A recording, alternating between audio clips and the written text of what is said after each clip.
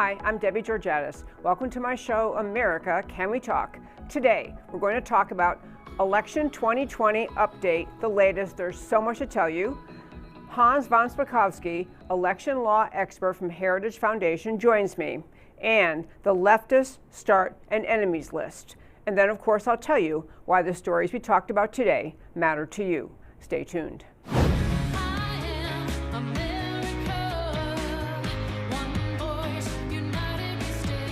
Debbie Georgatos, host of America Can We Talk, is an author, attorney, and political analyst whose mission is to inspire the American political conversation about preserving liberty in the best country on earth. And hello again and welcome to America Can We Talk and to today's First Five. I'm Debbie Georgatos. Trying to hone down the stories I could touch on the first five relating to election update was very hard. I'm going to run through some quick things and then we're going to turn and talk to one of the nation's premier election law experts, Hans von Spakovsky, who will join me very shortly on the show. But in today's First Five, one bit of great news that came out, President Trump and Senator Tillis formally clinched the victory in North Carolina. What the headline should say is, the media should have called this a week ago, but hey, we're finally willing to put one in Trump's column. But not only is it a great thing that President Trump was finally declared the victor in the North Carolina presidential election 1 week ago today, but also Senator Tillis confirmed coming back to the Senate. He was the incumbent, trouncing someone who got a lot of negative attention to his campaign based on his own conduct. We'll just leave it at that. Another story, 10 Republican attorneys general filed an amicus brief with the Supreme Court regarding the case involving the state of Pennsylvania, the Pennsylvania ballot case. 10 Republican attorneys general announced Monday they're filing an amicus brief with the Supreme Court in a case challenging mail-in ballots in Pennsylvania. Basically, their argument is arguing that the state of Pennsylvania increased the risk of fraud in the election. Much more on that, but the point is we're seeing a few Republican attorneys general in states around the country saying, wait a minute, what looks like happened last week on Election Day, and actually prior to Election Day as rules were changed last minute, this is not okay in America. So they're joining amicus briefs to the Supreme Court. There was another glitch uncovered in Wisconsin involving swapped votes that were intended and cast for Trump somehow made their way to the Biden column. This was in the state of Wisconsin, which is actually one of the states that did not use that Dominion voting thing. And it has been corrected. Real sorry about that. We're still waiting to hear stories about switches done mistakenly and taking Trump's votes away from Biden to Trump. These stories haven't come up yet, but this is another glitch coming up. But the big story, there is an allegation that has been going around the country. In fact, we've had people on the show explaining the behind-the-scenes conduct that seems to have occurred, which is essentially using cybersecurity invasion. It is using electronic manipulation of voter tabulation data stored in computers. We've had people talking about this. This is what Sidney Powell has said on national television numerous times. She is taking the lead, at least in that aspect of the case, for the Trump team. But I want to talk about the voting machine. We mentioned Dominion voting systems. That was the one that had the famous glitch that everyone's been talking about, moved 6,000 votes in the great state of, I think it was Michigan, moved those votes from Trump to Biden, and it was a glitch, which I was saying the other day is kind of like a typo, kind of a weak word to use when you're referring to that kind of impact. But in any case, Dominion voting systems, that was also in play, also in play at Arizona, Georgia, Michigan, Nevada, North Carolina, and Pennsylvania. Other states also, but those other states are not now the states where the focus is with respect to getting an accurate count in the election cycle. But Dominion voting systems, to be very clear, people have been saying, oh yeah, and Dominion is owned by a Soros guy. That's not exactly right. Dominion Voting Systems is a company founded in 2000 by two people, John Polis and James Hoover, but Dominion entered a 2009 contract with Smartmatic. Smartmatic is the company that has as its chairman Lord Mark Malloch Brown, who is a very top-level Soros consigliere isn't the right word, a Soros affiliate, serves on organizations that support Soros, serves on various organizations Soros funds. In fact, I think he had a position on Soros Open Society for a while. Point is that the concern we have about voting integrity in America, many, many aspects of it, but one of them does involve whether the actual equipment we're using is fair and is free from the ability to be hacked and manipulated. So yes, there is a Soros guy. George Soros owns essentially this company, Smartmatic, which is affiliated with Dominion Voting. And actually, one thing that's coming out too as we move forward, no matter what happens in the 2020 elections, is a recognition there's very little state and federal regulation on board dealing with the kind of thing that seems to happen. Got to take a look at that. A lot of conversation in America about the question of what exactly the Supreme Court, who can look at the problems that the Trump team is pointing out to the courts around the country, what entities in government are eligible to look at it, what they can do about it. There was actually, very interestingly, a new federal team in the field of battle. The Department of Homeland Security has this CISA, Cybersecurity, Security and Infrastructure Agency, CISA, which did in the past designate the electoral process, requiring the electoral process to be secure and resilient, is identified under the Department of Homeland Security as a vital national interest and one of CISA's highest priorities. These people will be helping look into all the questions. Last few quick stories on the first five today relating to the just relentless stories. And I have to say, folks, I could run through every story that emerges from every state where some person says, I was a clerk and I'm not sure that everybody checked in properly. This might have been wrong. There are fuzzy allegations sometimes. People don't think that something doesn't look quite right. But we can't even go through all those. And we can't really change an election based on anecdotal and based on kind of sparse, seemingly disconnected problems in the voting system. If there was really some clerk in some place in Alabama or wherever who let someone vote who maybe shouldn't have, not grounds to throw out a national election. But those aren't the kinds of things that we're looking at in this election cycle. The kinds of things drawing the attention of the Trump administration and the federal courts are beyond the one-time anecdotal and perhaps incorrect observation made by somebody. We're talking about actual the appearance of seeming, to borrow the term the left loves so much, systemic problems in the voting system, problems with respect to mail-in ballots, whether the laws were broken that designated when they had to be postmarked, mail-in ballots had to be postmarked, how they were entered, whether they were sufficiently filled out so that you can, the reason they have things like for mail-in ballots that you have to have a witness, you have to have a witness actually say their name on the form, in some states their name and their address. If that's missing, the ballot itself is considered suspect. If that happens once or twice, or maybe in the context of a national election, 100 times, but you're talking about systemic problems in the key states that may actually flip the entire election. The key states we're looking at now where the vote is not too close to call.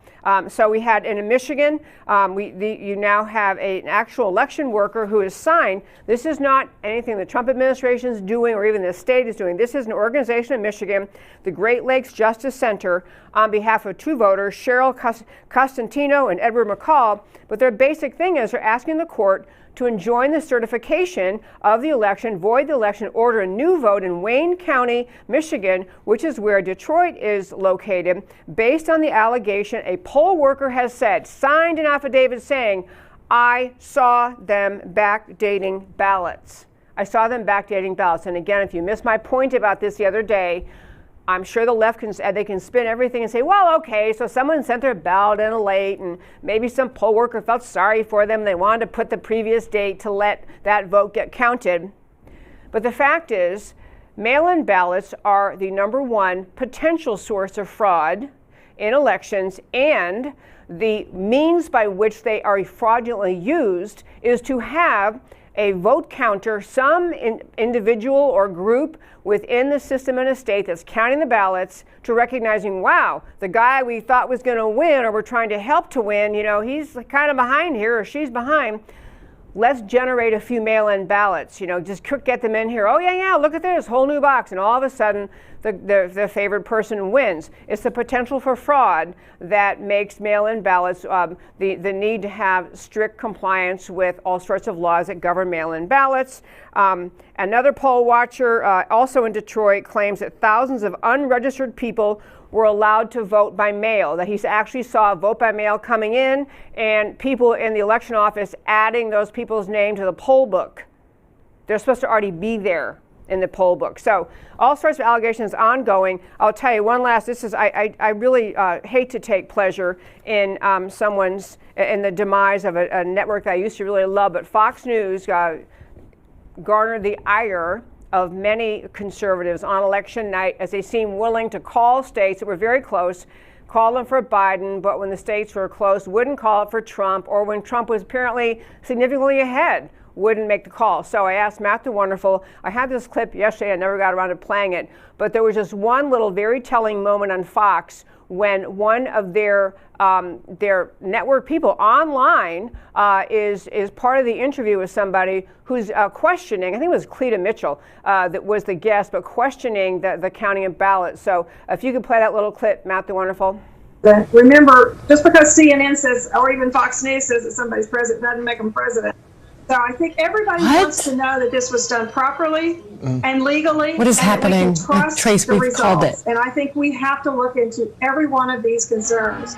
Yeah, and I think... Okay, I got to tell you, she's here yet. We can shut her up. That is Sandra Smith.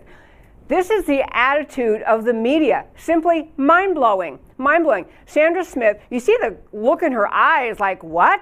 I mean, looking up at the camera, and she doesn't realize, obviously, she's on a live mic talking to Trace, whatever his name is, Trace Gallagher, I think, saying, we've called it. What she's saying is, we, the mighty Fox, we have called this state. She's not allowed to say it hasn't been called. It is this arrogance of the media. They are outraged, at Fox especially, that they are not viewed as credible and that someone could be calling into question the vote in a state where they've tried to call it for the state. It captured so much about the Fox attitude. Fox News ratings, of course, have crashed since Election Day. I had a bunch of numbers about that, but that's not that interesting. You can read it on our website, americacanwetalk.org, at the homepage on shows. Under the shows, drop-down list of links. Fox has lost significant viewership. In fact, a week after the election, they were now third on the cable news, below CNN, below MSNBC. They used to be, even as of Election Day, far above both, but people don't trust them anymore because they didn't like their conduct in seeming to go ahead and literally make calls that seem to have an inconsistent standard in who is being judged. So lastly, I'll wrap up the first five by saying this. You have the left, and by that I mean, as I always call them, the Democrat media mob. You have the leftist news outlets, which now sadly includes Fox, and many other organizations, and not just the organizations in the news world, but many prominent people trying to say the election is over, time for Trump to concede. And I thought the way Chuck Schumer said it, this may be a first in all the time I've had a show. I'm going to play Chuck Schumer. I'm not kidding. A very short segment.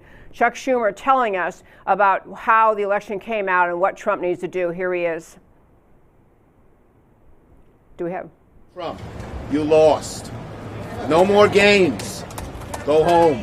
Go home to Florida. Stop delaying.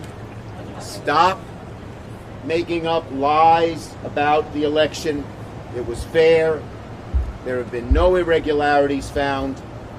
You lost. You lost fair and square.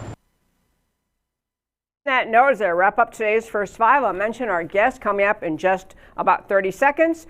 You have all seen him on the show many times. His name is Hans von Spakovsky. He is most clearly a national expert on election law. We have many, many questions we're going to run through about where we are here in the 2020 elections.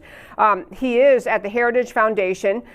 He is their senior legal fellow at the Heritage Edwin Meese Center for Legal and Judicial Studies. He's manager of the think tank Election Law Reform Initiative, co-author of a book with John Fund, Who's Counting? The Fraudsters and Bureaucrats Put Your Vote at Risk. He's worked in many capacities with the Federal Election Commission, actually in 2008, served 2 years as a member of the Federal Election Commission. and really an expert, also as a lawyer, expert on the Constitution and where we go from here if we don't get to an election by the Electoral College on December 14th. Without further ado, I believe we have Hans von Spakovsky. There he is. Hi, Hans. Hey, Debbie. Good to see you, sir. Okay, so Chuck Schumer just told us that there were no irregularities found in this entire election, 2020. Is that a fair statement? Well, no, there's litigation going on, and there are potential problems out there. You know, probably what people are most familiar with is Pennsylvania. The Trump campaign filed a federal lawsuit making a series of claims, the most important of which is probably the fact that, the state Supreme Court extended the deadline for the receipt of absentee ballots to 3 days past Election Day, despite the fact that state law says absentee ballots have to be in the hands of election officials by the end of Election Day. And what the Trump campaign is saying is that the Supreme Court there, the state Supreme Court, they didn't have the legal or constitutional authority to do that. And therefore, any absentee ballots received after Election Day should not be counted. Okay, so that is from the Constitution. I believe I should be asking, because the Constitution says that is the authority for making election law, abides in the state legislators. Yeah. Okay, so the argument is, but is it going to be kind of a, I don't know, either an argument that this was an extreme circumstance, it was an emergency? Does that possibly validate what the state court did? No, in one of the recent court decisions, one of the justices said, a pandemic does not give you a license to violate the Constitution. And you can't get over the fact that the Constitution assigns authority for establishing the rules for federal elections in the state to the state legislature. Look, if the Pennsylvania state legislature, if they wanted to extend the deadline to 3 days past Election Day, they're fully authorized to do that. It's just that the state Supreme Court can't do that. The other issue that they've brought up, which is, I think, a very serious issue, is they've said that authorities in Pennsylvania created a two-tiered voting system. In Philadelphia and in Pittsburgh, election officials violated state law when it comes to absentee ballots. You were talking about absentee ballots before. If a voter sends it in and they've made a mistake, they didn't sign it or they didn't provide the information that's required, under state law in Pennsylvania, the ballot has to be rejected.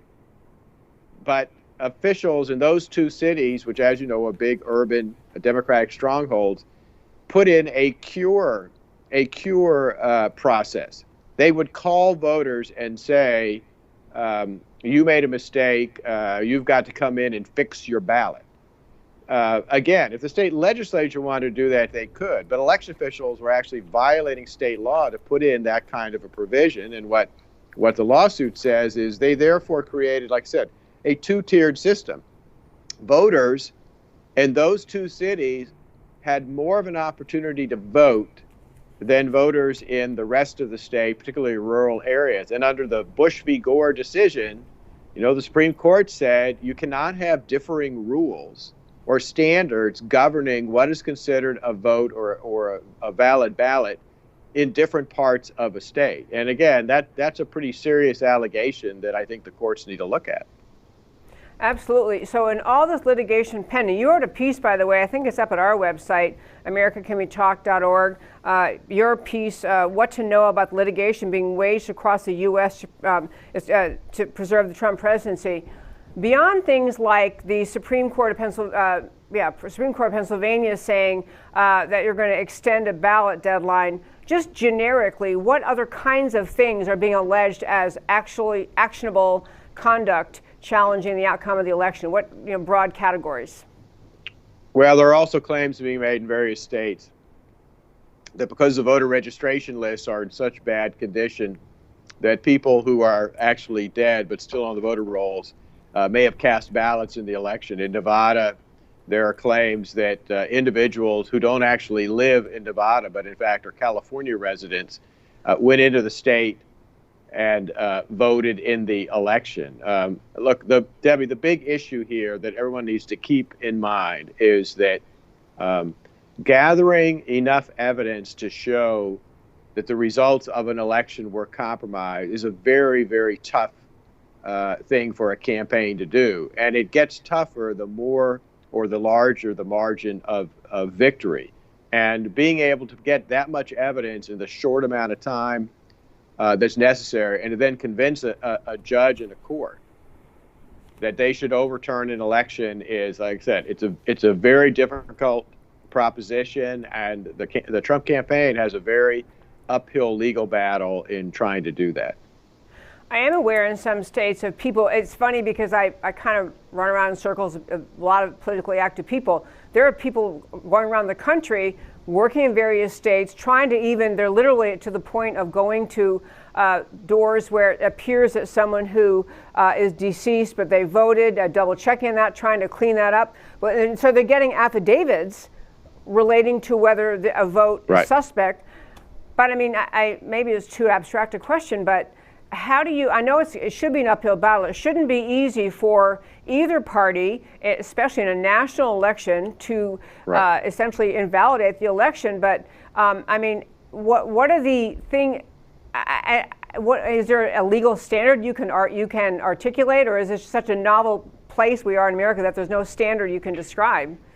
No, it's not a novel standard. What you have to prove to a court is you have to produce enough evidence to show that enough illegal or invalid votes were cast to affect the outcome of the election. And to take the example you just gave, look, in Georgia, I think Biden won the state by about 11,000 votes. Let's assume for just a second that they're able to investigate and produce evidence that 1,000 people who records show are actually dead but are still on the voter registration list actually voted in the election, and they present that evidence to a court. Well, a judge is not going to overturn the election because you've only shown 1,000 invalid votes and the margin of victory was 11,000. So that tells you how difficult it is to try to produce enough evidence to do that. In the Pennsylvania case, it's a different situation because there,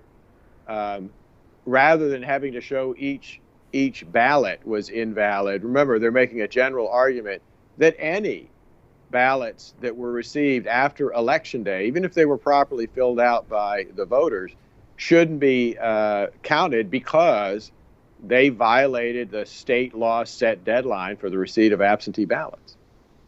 So do you happen to know in Pennsylvania, were a sufficient number of absentee ballots received after what should have been the lawful deadline, that it comes close to calling for a recount or calling for to invalidate? I mean, where are we in Pennsylvania? Do you know? If you don't know, well, okay. Supposedly on this past Friday, Justice Alito of the U.S. Supreme Court issued an order telling jurisdictions there to segregate out the absentee ballots that were received after Election Day. But I don't think anybody yet knows whether, in fact, that directive was followed. I think the margin of victory was about 45,000 votes, something like that, in Pennsylvania. I do know that the lawsuit that was filed claims that there were at least 700,000 absentee ballots filed in Pittsburgh and in Philadelphia, where potentially they didn't comply with state law, and officials there told voters and gave them the opportunity to cure the defects. If that's true, that could be, far in excess of the margin of victory in the state. Okay, I mentioned something earlier, and I'm not sure whether you're involved or tuned into this particular challenge to the election, but Sidney Powell mentioned on several news shows that there is some concern about the ability to manipulate votes electronically, and that having supposedly occurred, and the early vote totals being shifted. Are you familiar with that litigation at all, or that issue, or is that not really where you've been focusing? Well, look, I know that claim has been made, but in order to prove that, I mean, they're going to have to bring in computer software experts who have examined the Dominion software used and can show a defect or other problem. I might mention by the fact that I know you broadcast from Texas. I'm not sure people know that Texas, in fact, refused to certify that Dominion software for use in Texas because their testing they said it was defective and should not be used in elections in Texas. That was one of my points I was going to, I'm so glad you said it. You are so right. Texas decided that Old Dominion was not reliable. Twice they have rejected Old Dominion being brought to Texas. So, someone here viewed it to be unreliable, and I saw some language making reference to just not secure enough. So, but that's where we are, used in many states. Okay, so let's just play this out a little bit. So let's say that you have, for whatever reasons, there is not a victory at the Electoral College vote on December 14th. Neither candidate gets 270 votes at the Electoral College. Now, I realize this is way down the path. This would involve either states having a revote, states calling some election invalid, the Supreme Court in some way invalidating an election. Actually, before I even get to that, I'm going to go my question before that. Sorry, Hans, but so suppose the Supreme Court decided, based on evidence presented, maybe there's shifting of votes electronically, whatever it is, that the election outcome was not reliable, that it was actually a fraudulent election. What remedies does the Supreme Court have to fix that situation if they say, that there's just fraud in X states, whatever states they say, and therefore those votes can't be counted at Electoral College? What remedies does the Supreme Court have available to order? Well, it depends on what the problem is. I mean, again, going back to Pennsylvania, which is probably the easiest example. Look, if the Supreme Court were to decide that, in fact, the state Supreme Court acted improperly when they extended the deadline, they could order the court to not include in the counting of the ballots the totals of all of the absentee ballots, unfortunately, that I think have already been counted, that were received after Election Day.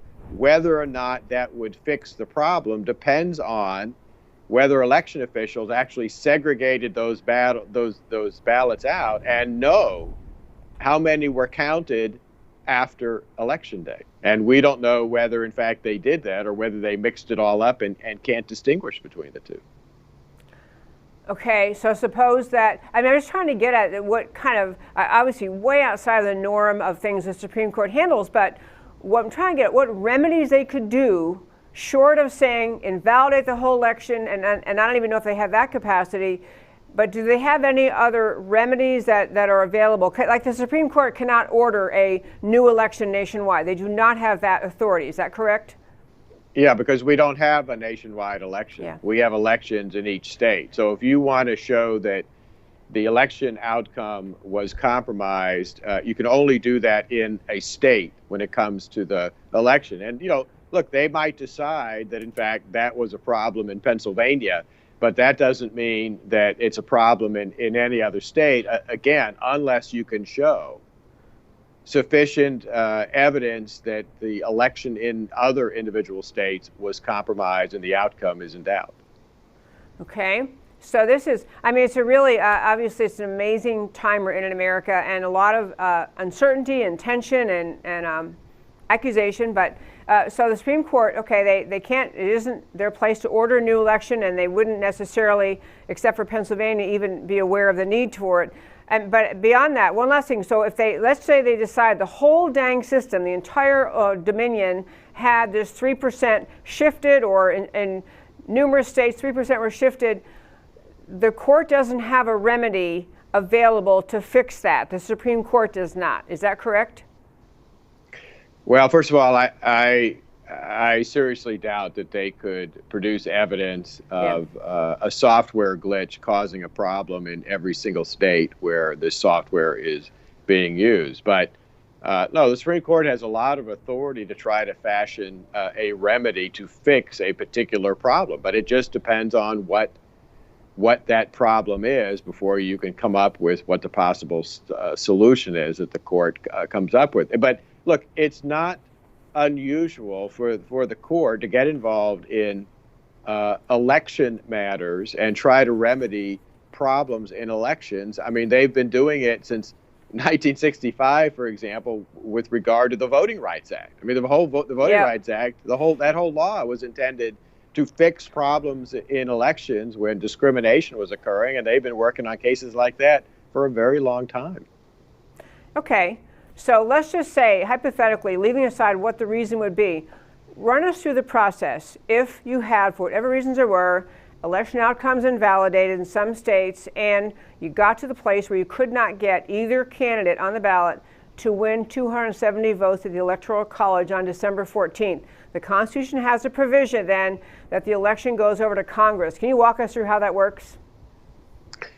Well, it goes over to the House of Representatives if neither candidate has won 270 Electoral College votes. But that's assuming that you've had an outcome in every single state. If, in fact, the situation is that neither candidate has won 270 Electoral College votes, but there are still states outstanding in which we don't have final results, and that's still being argued, disputed, or litigated, then what happens under a federal statute that was passed in response to one of our constitutional amendments, there's a statute that says that the acting president of the United States on January 20th, which is when the president's term ends, the acting president is the Speaker of the U.S. House, and the Speaker of the U.S. House is the acting president until the outcome of the election is determined. The only other thing to keep in mind is that if there is a dispute in a state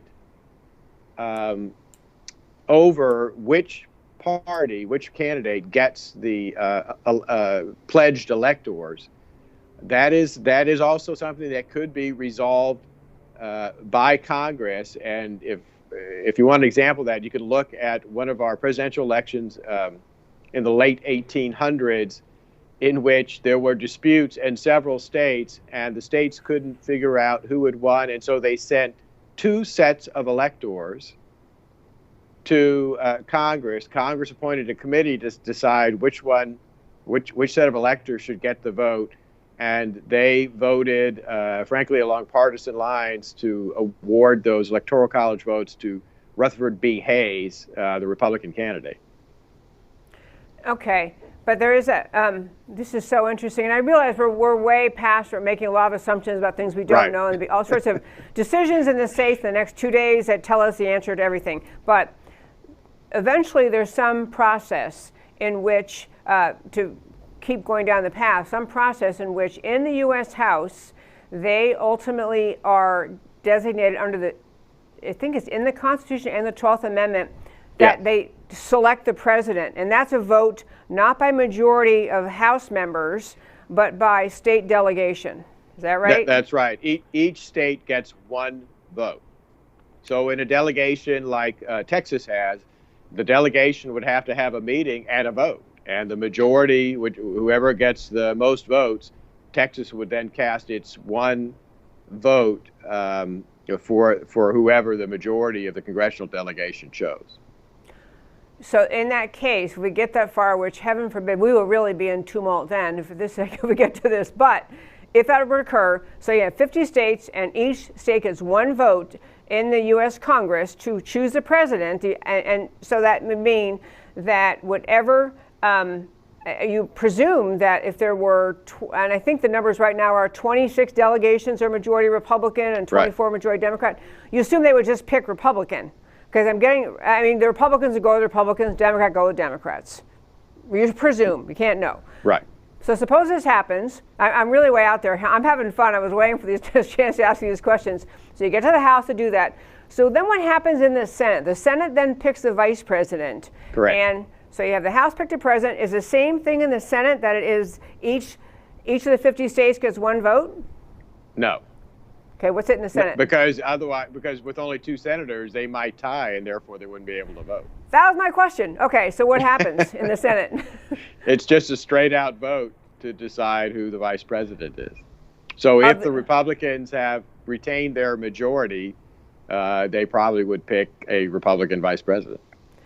So this is, by the way, both the House vote and the Senate vote is as to the newly constituted Congress after this election. Correct. Not the current, because currently right now, obviously, the Republicans have a majority in the Senate, and right now it's unsettled because of the two races in Georgia. Right. Wow. That's right. Okay. So anything, this is there's so many levels of concern in our country about these elections. And I know that we heard Chuck Schumer's comments, and you hear many in the media saying, oh, come on, it's over. Trump just won't concede.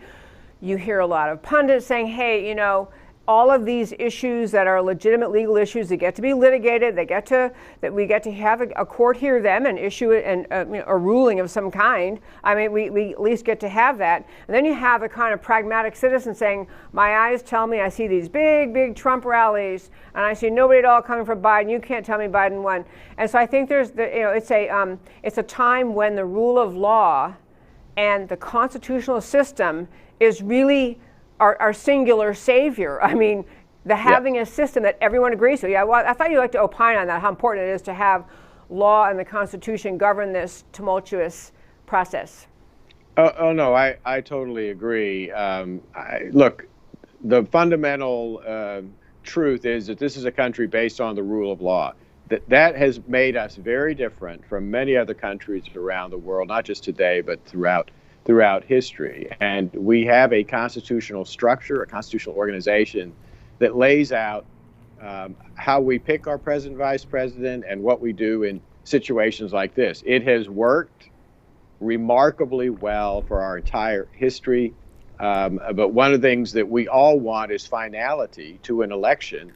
And that means that if there are questions and issues that are arising about potential problems and irregularities and other things that may have happened, we want, I don't care which political party you're with, you should want a complete and full investigation of that and an airing of it so we can figure out whether those things really occurred, did they affect the election or not, because that's the only way to get finality and to get public acceptance of the winner of the election. That is the whole thing, the public acceptance of it, because I think that, right. The notion not just that eventually someone's going to be president on January 21st, 2021, someone will be president, but is the country willing to say our process was followed, the law was followed, the courts did their job, the Constitution was followed, and then then it shifts the battle. It shifts the entire battle and conversation. And if there were not any disputes right now about the election and the conduct of it and all the issues we've been talking about, then it's incumbent on people who think that their guy didn't win to get out there and make the battle and make the arguments for the next time around so that their guy does win. But right now, what a mess. Okay, Hans von Spakovsky, I'm so grateful you're available today. Thank you so much for joining me. Thanks for having me. Good to see you, sir. Okay, so folks, I have to tell you, he's a great writer. He has a couple pieces up. He has a great summary, by the way, Hans does, at it's up on our website too, I think, americacanwetalk.org.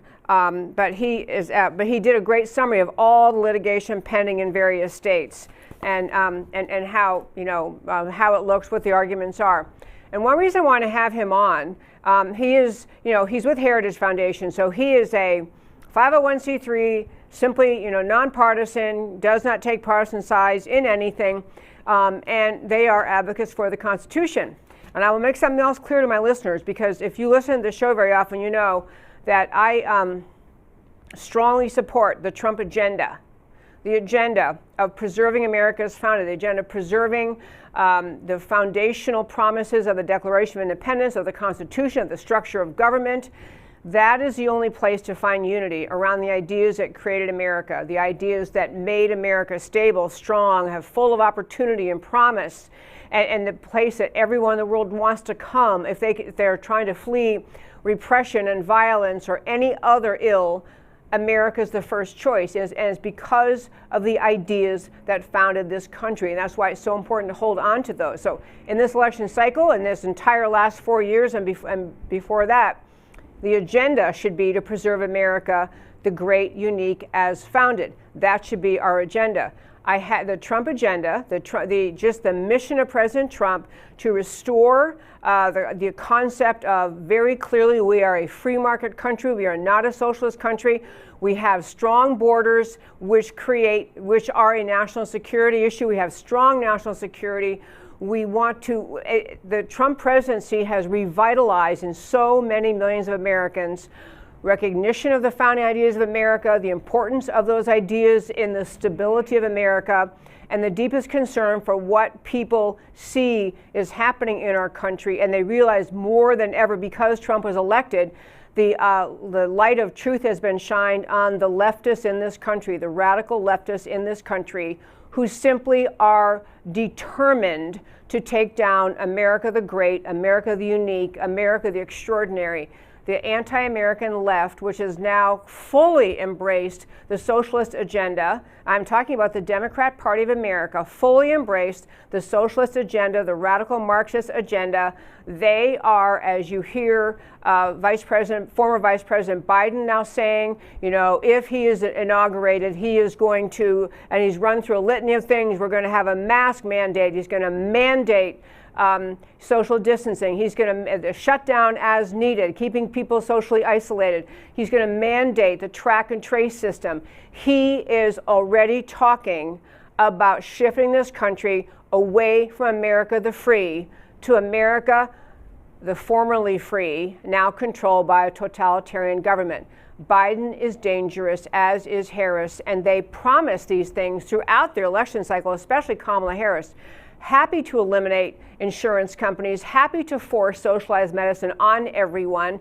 The list of issues we will be going through in this country if Biden and Harris actually get in the White House, and it'll be Harris because Biden will be in the basement, I don't know what he does, playing with Legos. He does something down there. He's not thinking. He's not really running the place. But whatever he's doing, we'll have a whole other set of issues to be talking about in this show and in shows and conversations and political blogs around the country, which is how do we hold on to our country? How do we help more Americans see that America the free will be lost if the left gets their way in this country? So while I do want the election laws followed, and we have at this point, we're not yet having the argument about how bad the Biden-Harris policies are. We're having the argument about whether there were sufficient election irregularities to justify in some manner invalidating this election or in making the correction to the election results that should be made so that the results actually reflect the will of the people, which means the legal voters in this country who legally cast a ballot. That's what it means. It doesn't mean that you're entitled to some outcome that you want, but you're entitled to have, in America, you're entitled to have the system be followed, which means votes cast only by legal citizens who have the right to vote, who registered on time, and wherever they live. And you have the requirements, whatever those state requirements were about casting a legal ballot. If all those things happened, and then the real true story is at the end of the day, and there was no manipulation, no electronic manipulation of early voting data, which is a very, very serious and very viable and real concern that serious people have in this country. People like Sidney Powell telling America on national television, yes, this is a serious issue. But if all those get resolved, if all of them get resolved, or they don't meet the standard, you're hearing from Hans von Spakovsky that the standard is very high for the Trump administration to challenge the outcome of this election, very high to show that somehow the various instances they can show of something wrong occurring, something unfair, something unjust, whatever it is, if it turns out that the Biden team is successful in pushing back against all of that and saying, no, we won fair and square, and that's where we end up, then the conversation we'll be having is about how profoundly and deeply anti-American, anti-freedom the radical left's agenda is for America. But I don't want to get there yet, because right now we're talking about what actually happened on November 3rd, what actually happened in the early voting, whether or not it is legitimate to certify the results of elections in various states, given all the issues having been raised. And just as Al Gore litigated to death when he wanted to be president back in 2000, President Trump has the right to have his team pursue the legal claims they have available to them and have those claims ruled on by a court, eventually by the Supreme Court. And as you were hearing earlier in the show, other people in Michigan, other states, individual citizens, private citizens are filing lawsuits. or organizations who are advocates for free and fair elections are filing lawsuits pointing out the extreme unfairness and illegitimacy of some things that happened, or just the wrongdoing they observed on Election Day. We're going to get to a solution. America's going to have, someone's going to be president of January 21st, 2021. Someone will be president, and we'll move forward. And then we're going to be talking then, if we're dealing with a Biden-Harris administration, we're going to be talking every day about how the ideas and policies the left pushes in this country are profoundly inconsistent with the promises of freedom written in the Declaration of Independence, filled out in the Constitution and the Bill of Rights, and those freedoms and the freedom of the individual, all of those rights are what made America great, prosperous, strong, and free. And it'll be incumbent on citizens in this country to stop the agenda of the left as much as we can. The Republicans still, at this point, have the majority in the Senate, and assuming the 2 Georgia races, in Georgia, actually an odd circumstance, both Georgia senators who are Republican, the incumbent senators, are facing a runoff, and that runoff will be on January 5th, I think it is, in Georgia. So if they hold on to those seats, then the Republicans will still have a majority in the Senate. The Democrats now have a slim majority in the House. And right now, the Supreme Court is a majority of people who we believe will follow the Constitution.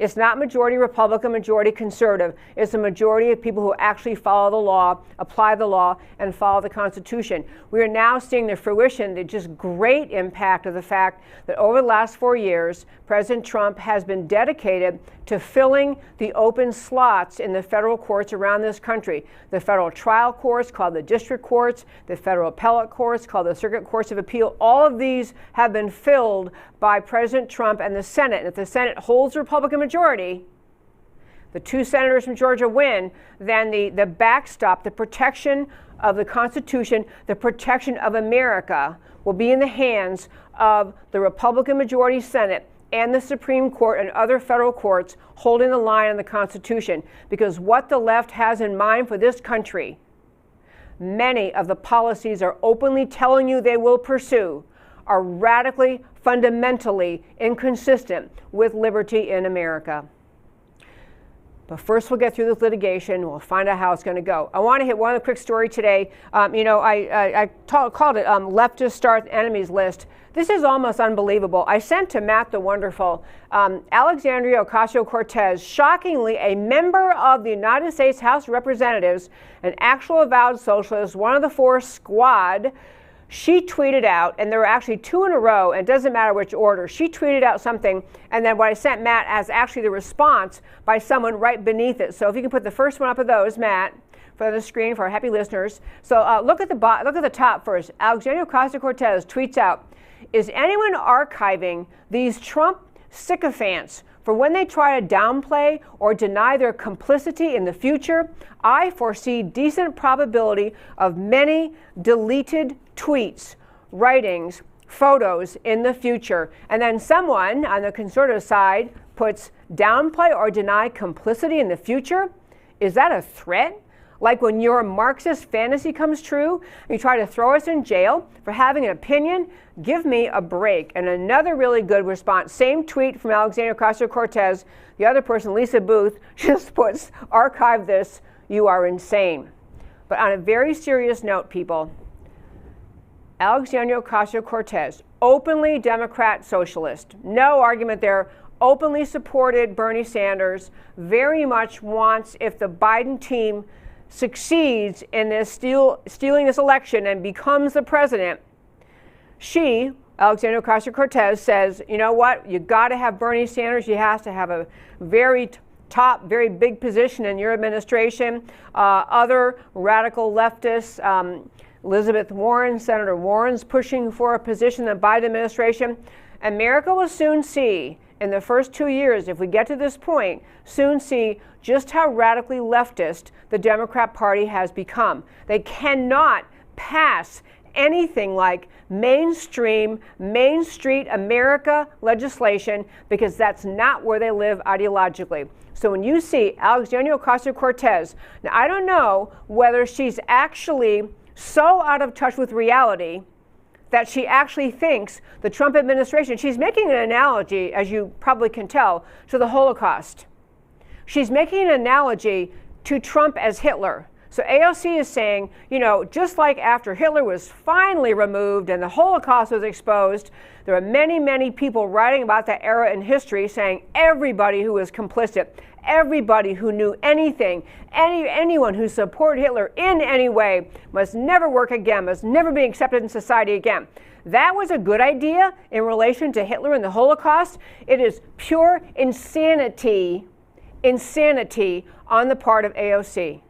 Pure insanity. So I don't know if she actually is insane and she actually sees those things as Trump like Hitler, or if this is just the way she understands to play the PSYOPs game in America, the psychological operation against the American people. She stirs up ignorant people to think that Trump, now maybe they think, I don't even know what Trump did. I'm not sure why she's saying that, but man, Trump must be bad because look what AOC is saying. She's saying that, Trump supporters should be like Hitler supporters, but she's actually putting these things out there and pushing back. She's not, saying, okay, that was I got carried away here. She's not saying that.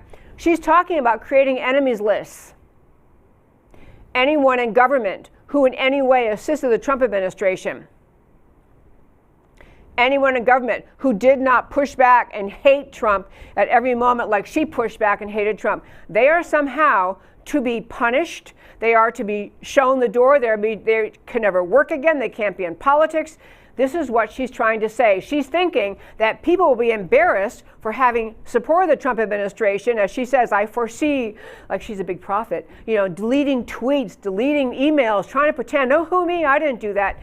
I have to tell you, folks, this is actually a real window, not just in how crazy AOC is, but it's a real window on how driven she is to eradicate from America anyone who opposes the socialist agenda she wants. What Donald Trump brought to America, whether you like his personality, hate his personality, love his tweets, hate his tweets, like his hair, hate his hair, whatever it is you think, Donald Trump restored love of America in the minds and hearts of millions of Americans. He validated love of America and today's America as a good and noble thing. He validated the idea that America is important enough to have enforceable borders, to actually need to have borders that are enforced. He validated the idea that we are not a socialist nation, that we're a nation rooted in freedom, and that's what we do, and that's who we are.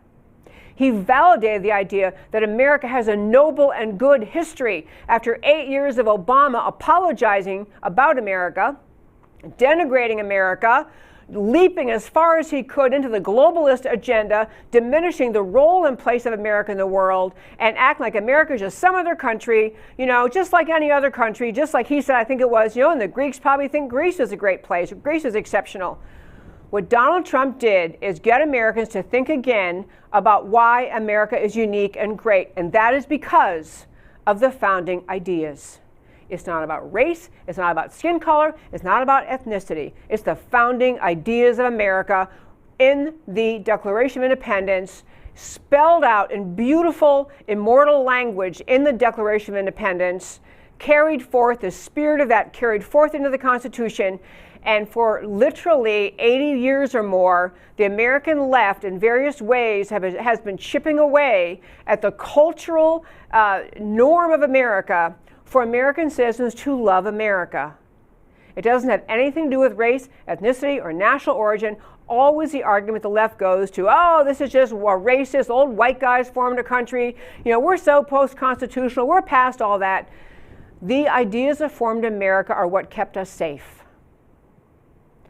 The concept of rights from God because you were born is a concept that prior to the founding of America had been written in the Bible, had been written by philosophers throughout history, but it had never been the basis of a country.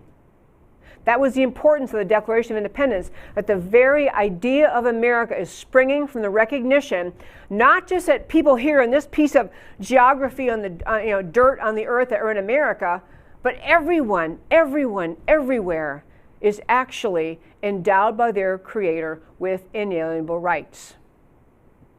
This was a noble, mind-blowing, country-altering, world history-changing idea recognized in the Bible, coming from the Bible, and embraced by some philosophers, but for the first time, America made it as a founding idea of a country. That's what America did. And in this last 80 or so years, when leftists of various kinds, whether the communists who came to America, or the cultural Marxists, or the Gramsciites, you list all these groups in America, have been chipping away at the idea of the goodness of America.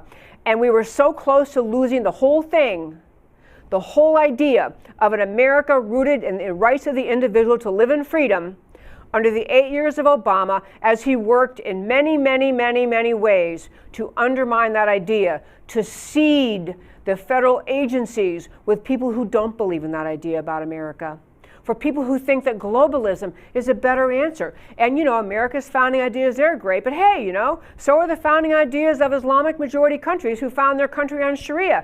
Hey, why aren't those equally valid? They're not. They're not equally valid.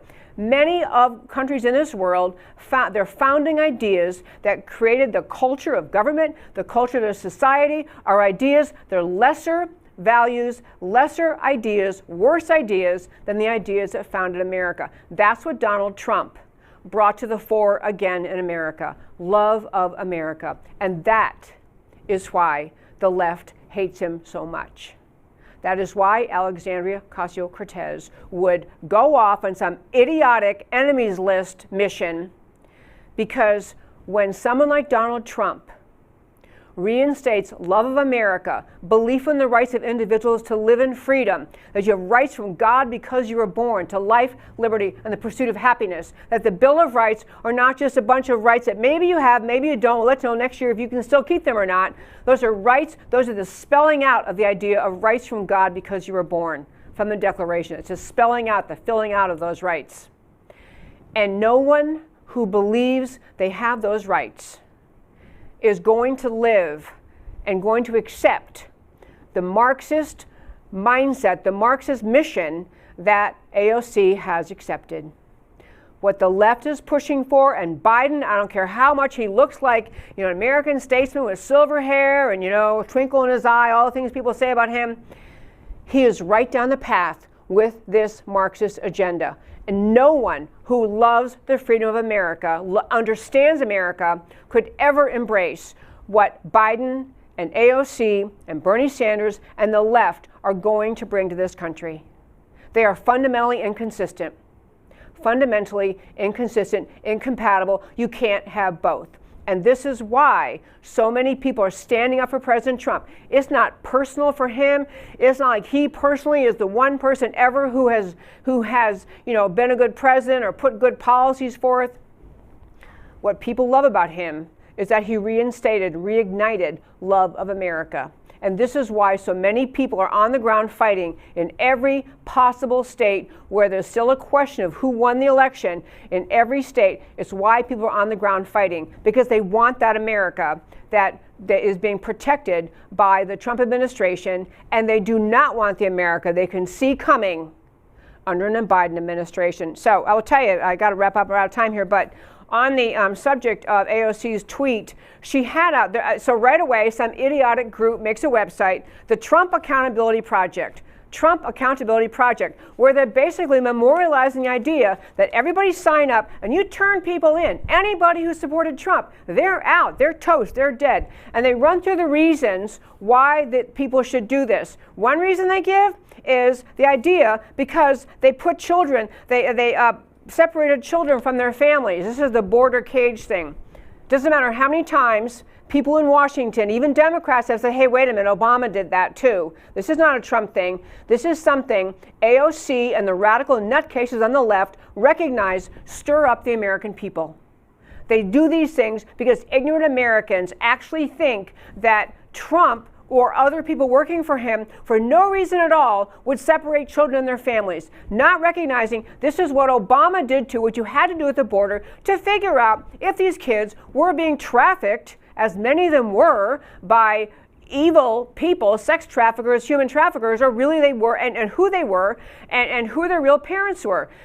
Obama did it. No one said a word. Trump does it, and it's a reason that America should get behind the enemies list AOC wants to create. She's talking about his. The reasons they give are so idiotic, and leads into my final point before I get to the first five. And I would just, the end of this show, that why it matters. But I want to make some really important point here, and I want you to think about this when you're watching your life, sitting down in the evening, relaxing, watching a game. If there are games on, you're allowed to watch. Doing your life. Recognize how much of America has been transformed in this last hysterical election year when the Democrats have been on fire to attack everything Donald Trump says. How much of America has been transformed into living out and playing out a lie. Living out lies, and we all just accept them. So, as many times as everyone points out, for example, Trump never said that white supremacists were good people too. Never said that. But the guy who's claiming he won the presidency launched his campaign on that lie, saying Trump said that. No matter how many times the audio gets played over and people realize, oh, he didn't say that. He was saying good people on both sides of the question, whether to keep in place or take down statues of people who were Southern leaders, Confederate leaders in the Civil War. There are legitimate people, serious thinkers on both sides of that question. That's all he said. But the left plants that lie in the minds of the American people. Biden repeats it as it says it's the reason he decided to run, which is not true. And AOC repeats it. Everyone in the left-wing media repeats it. It is like they plant a lie in the minds of the American people, and they say it, and they say it, and they say it, and everyone who knows the truth is just sitting home and saying, what are you doing? What are you talking about? But this is the lie. And the ignorant American voters who actually don't read, don't get the facts straight themselves, they think, well, if my good buddy so-and-so on ABC News said this, I guess it must be true. And so you have Americans led along by a lie that Trump's a racist because he said that white supremacy, and there's nothing to it. Nothing. It is a lie. Trump has done nothing that legitimizes anyone calling him a racist, ever. But it's like a given fact. This is what I mean. We live a lie. One last example, then I really go to my why it matters to you. Since this country and the entire world, sadly, had to deal with the Wuhan, Chinese Communist Party virus, the Wuhan virus, the China virus, we've had problems all over the world. We've had and sadness and death and suffering, and I'm terribly sorry it happened, and I really hope that we get to the bottom of what they did in Wuhan, how it got here. But trust me, if Biden succeeds in pulling off stealing this election, we will never know the answer. Because China owns Biden, as we all learned from Hunter Biden's laptop. China owns Biden. We're never going to find out what happened. He's not going to press. He's not going to ask. So we're stuck with that. But where we are in terms of living a lie today, so we have doctors in this country who have shared every conceivable place they can. They go onto television talk shows, anywhere they can be heard. They make videos. They go to Washington, the frontline doctors. They lay it out for America. They say, look, the virus is bad. Yeah, but it's not a big deal. Hydroxychloroquine works like a dream. This is a therapy that actually relieves the suffering and people get better. This is not the massive bubonic plague fatal pandemic that the media is trying to sell you. And as you heard from Dr. Simone Gold and others on my show and other shows too, masks don't stop the transmission of the virus. If you missed that on my show, go back to the day I interviewed Simone Gold. She said it all over the place. She's a doctor and a lawyer. She has nothing to gain. She's not invested in the vaccine companies like Fauci and gang. She has no intellectual or financial interest in having America understand that hydroxychloroquine works to heal, to treat people who have COVID, and their suffering goes away. We had Dr. Richard Bartlett from Midland, Texas, here telling you that inhaled budesonide, a steroid, a treatment for asthma, literally relieves within hours the struggles people have who are struggling with COVID and having a hard time breathing. He goes everywhere. He tries to tell people, we don't have to panic. We don't want ventilators. They're actually killing people. Inhaled budesonide is very effective and very safe. Budesonide and hydroxychloroquine share a couple of common traits. They've been around forever. The patent is long gone, so no one makes any money when they're prescribed, and they have been tested and they're safe. And so you have that reality, and yet you have the Biden administration, if we're to be such an evil thing, I hate saying those words, but the Biden team already promising day one, mask mandates, social distancing mandates, shut down America again. I mean, and even when you have the vaccine now magically ready after the election is over, but still we have to have mask mandates and no talk of these actual therapies that work. People, we're allowing ourselves to live a lie. You sit at home and you watch basketball games, football games, and everyone's standing there with little masks on, even though, as Dr. Gold told us, and she provided the research, you can go read it yourself, masks don't stop the COVID microbe. It's too tiny. The masks do nothing. They do not stop the spread of this disease. She's saying it, doctors around the country saying it, and yet we are living this lie. The media tells us, oh yeah, gotta have mask mandate. Biden is saying it, and America nods along. And the danger is, it's not just that we're living with unnecessary regulation with masks and social distancing and track and trace. It is that we're losing the fundamental notion that America is a country founded on liberty, and that we do not mindlessly accept radical government intervention and control and taking away of our freedom, especially when the more we know about it, the less and less justified the takeaway of freedom is.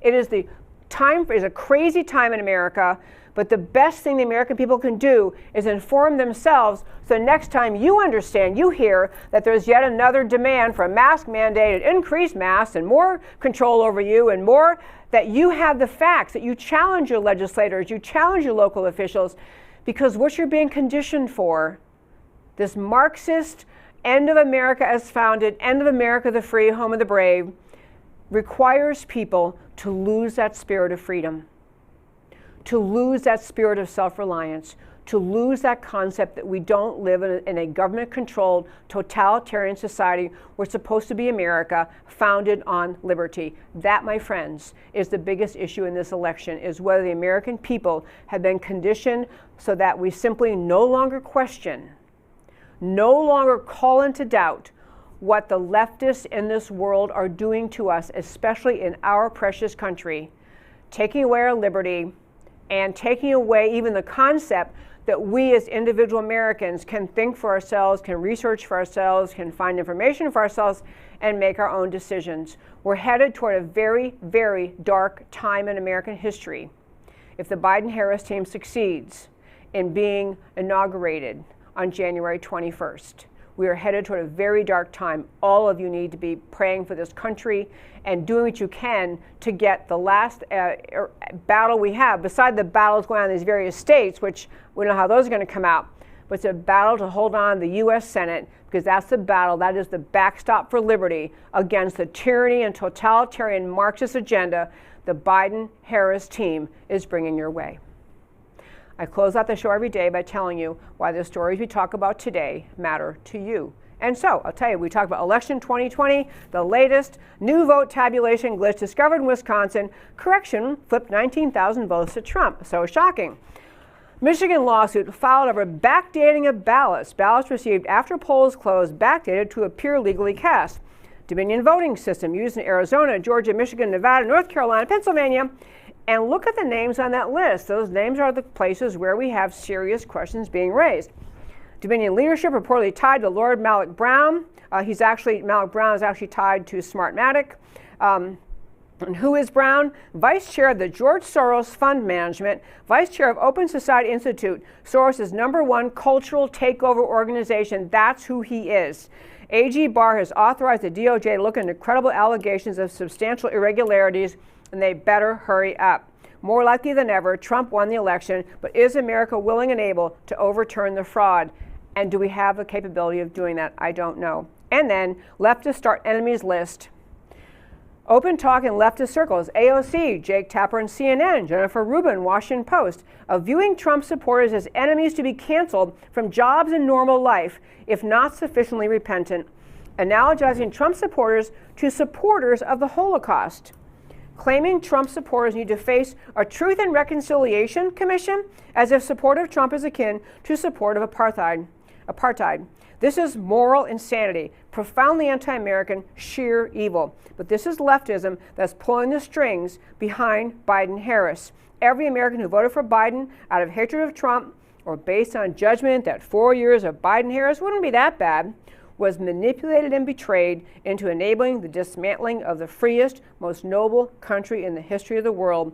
Will they ever wake up? And that, my very fine friends, is America Can We Talk for today. Tune in every Monday through Thursday at 3 p.m. Central Time to America Can We Talk. Email me at americacanwetalk@gmail.com. Go to our website at americacanwetalk.org. Hit that subscribe button. Get a once-a-week newsletter from me. Hit the donate button if you want to help me keep this show on air. We love contributions, whether they're one-time or recurring. We need them. This is a listener-supported show. No one pays me to do this. I do it out of love of America. And speaking of that, I do this show every day, America Can We Talk, out of love of America, out of just burning desire to protect this country in every way I can think of. I do this because America matters. I'll talk to you next time.